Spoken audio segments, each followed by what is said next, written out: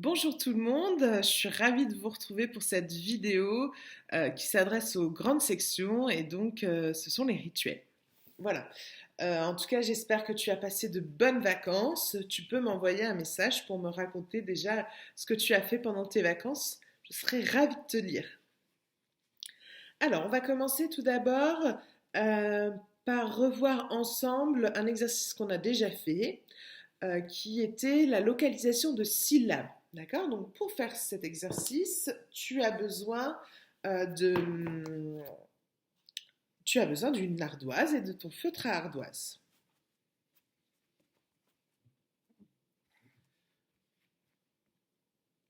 Donc, pour se souvenir de ce qu'on faisait, on va prendre un exemple. Alors, aujourd'hui, on va chercher la syllabe ro dans des mots. D'accord? Donc, tout d'abord, on va chercher la syllabe ro dans bureau. Donc, première étape, je compte combien de syllabes il y a dans bureau. Bureau. Très bien. Je fais deux cercles. Et donc, ro. La syllabe ro se trouve sur la dernière syllabe. Et donc, je fais une croix dedans. D'accord?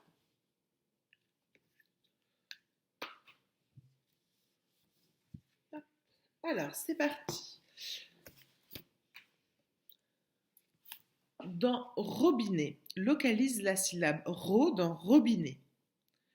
Je compte les syllabes. Je code le mot sur mon ardoise. Puis je localise la syllabe ro dans robinet. C'est la même chose pour arrosoir.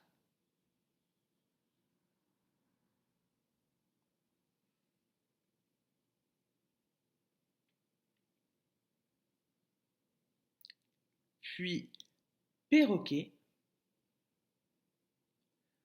Je compte, je code et je localise la syllabe ro dans perroquet.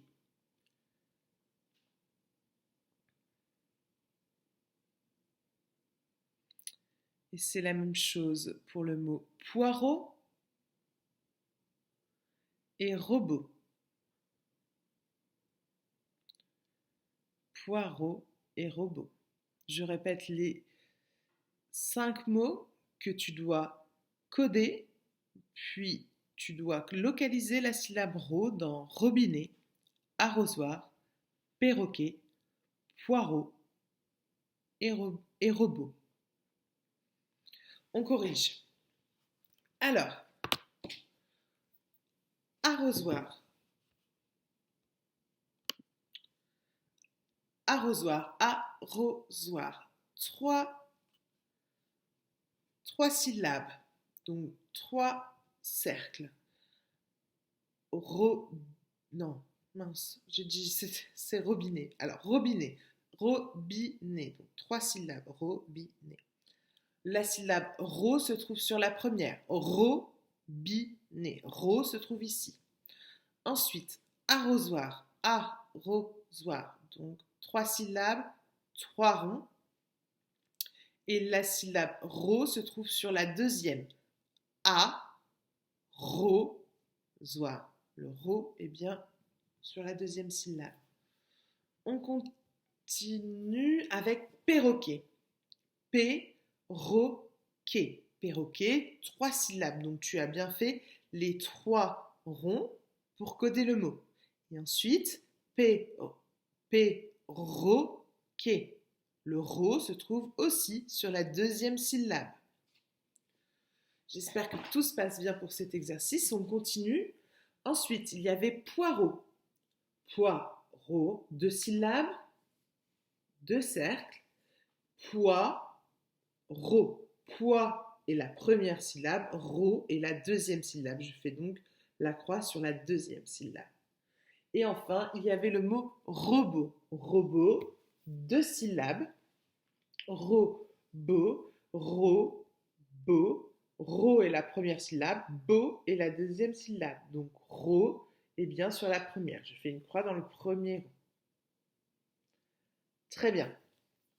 Alors, pour la suite, alors, ce sont les lettres cursives. Nous allons avancer dans l'apprentissage des lettres cursives, mais il faut qu'on s'entraîne encore à les reconnaître. Donc, on continue avec eh bien, des lettres cursives que je te montre. Cette fois, on va refaire les lettres à pointe et tu les nommes. Et moi, je vais te montrer ensuite, te rappeler comment on les trace. Alors, la première, c'est celle-ci. C'est un petit indice, le petit point dessus, c'est donc c'est le I, oui. Alors, pour faire un I, c'est comme lorsque je fais une coupe. Je monte, je redescends sur le même trait, je m'arrête là. Je ne remonte pas. Et je fais un petit point. Je n'oublie pas le petit point, sinon ce n'est pas un I. On continue avec les lettres à pointe. Celle-ci. Celle-ci, c'est une coupe, un pont à l'envers, et c'est le U. Alors le U, c'est pareil, donc c'est comme le I, je commence comme le I, je monte, je descends sur le même trait, et cette fois je continue la coupe, je remonte à nouveau, et je redescends sur le même trait. Voilà, c'est le U. Ensuite, il reste 2 lettres à pointe. Celle-ci. Quelle est cette lettre? Je te montre comment on la trace et après on la nomme ensemble. Alors, je commence en bas, je fais un trait oblique, comme ceci. Je fais ensuite un trait vertical de haut jusqu'en bas, bien droit. Je lève mon crayon, je retourne en haut et là je fais une vague. Et c'est donc le P. Très bien. Alors, cette dernière lettre à pointe, j'espère que tu t'en souviens, c'est celle-ci. C'est la dernière lettre qu'on avait appris avant de rester à la maison. On avait appris à l'écrire. C'est le T. Pour faire le T, je monte, je redescends sur le même trait. Alors attention, par rapport au I, je suis montée beaucoup plus haut. D'accord? Le T est plus haut. C'est une lettre haute. Et je fais un trait horizontal de ma gauche jusqu'à la droite.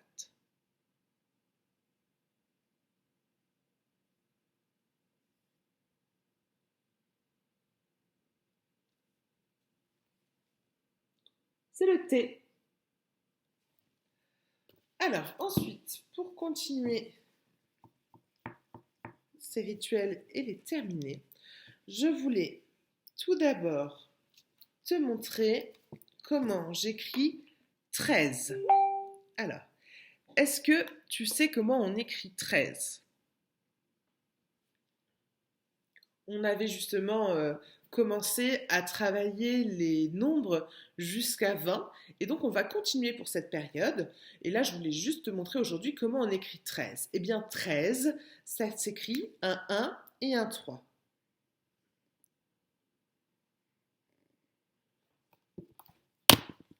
Voilà, c'est 13. Prends-le en photo pour le ranger dans ta mémoire. Et c'est donc le 13. 1 et 3, c'est 13. 1 et 3, c'est 13. Très bien. Et celui-ci, est-ce que tu te souviens Quel est ce nombre?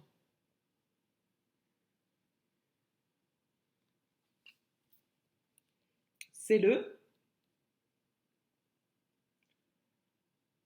C'est le 12. Si tu ne t'en souviens pas, reprends-le en photo dans ta mémoire et répète. 12. 12. Le 1 et le 2, c'est 12. On continue. Celui-ci.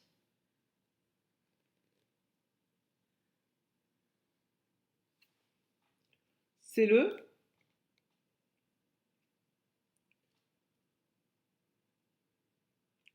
11. Le 1 et encore le 1, c'est 11. Je lis 11. Tu t'en souvenais plus, mais c'est pas grave, il y a eu les vacances, ce n'est pas grave de plus s'en souvenir. Par contre, prends-le bien en photo, dans ta mémoire, et répète 11. 11. Ensuite, le 10. Bon, ça c'est un peu plus facile, le 10. Hein. Le 10, c'est un 1 et un 0. C'est le 10. Le 10.